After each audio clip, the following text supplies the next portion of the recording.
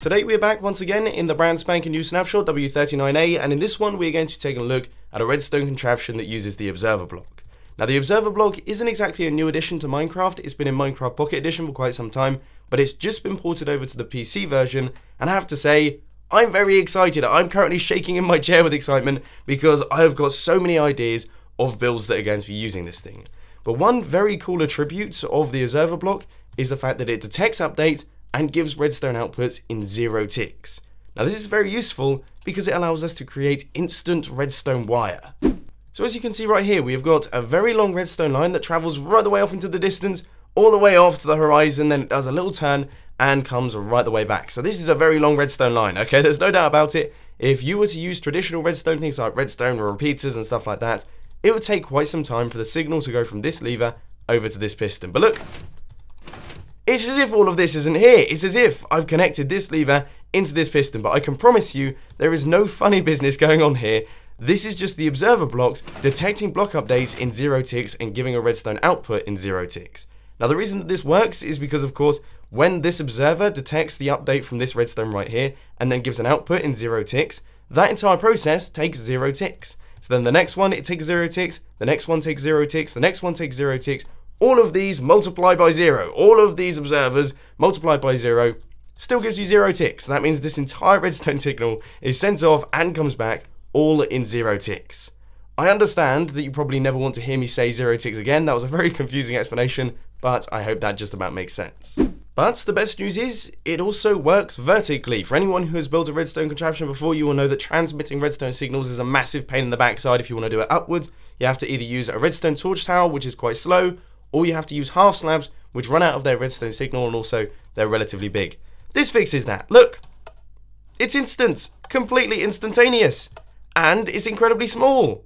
This is definitely going to be my go-to for creating vertical redstone structures. It's incredible. This has opened so many doors for redstone, I can't believe it.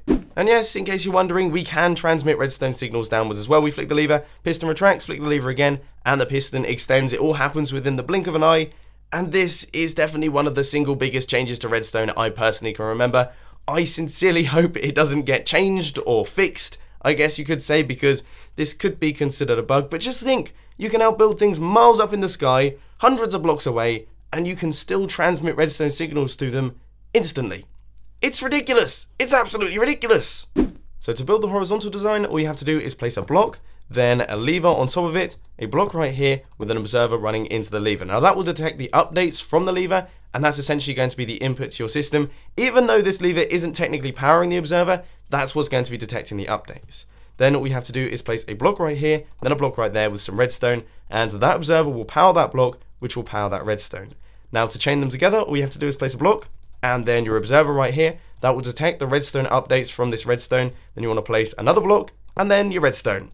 And you've done it. You just repeat that process hundreds upon hundreds of times over. Now, of course, if you want to go around a corner, all you have to do is place an observer running into that redstone there, then your block, and then your redstone, and you basically continue off in that direction. If you want to do another corner, it's just the same process. Now, if you want to create an insta-wire that travels upwards, so the redstone signals travel up to the top, you have to start from the top and make your way down, simply because of the way that you have to place in all of the observer blocks. So first things first, I'm going to chuck in my sticky piston with my redstone block on the end. That's just to give ourselves an output. Then you want to place an observer block facing downwards like this. So we've got our square right there, which is going to be detecting the redstone update. And then the other bit is facing into this block, which will be powering the redstone.